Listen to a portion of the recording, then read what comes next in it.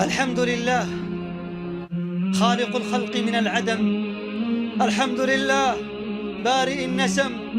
الحمد لله الذي علم بالقلم، علم الإنسان ما لم يعلم. الحمد لله ربنا الأكرم.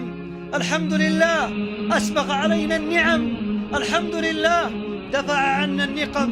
لا إله إلا الله لا يخيب من قصد بابه وأم، ولا يندم من رجا ثوابه ولا يهتم.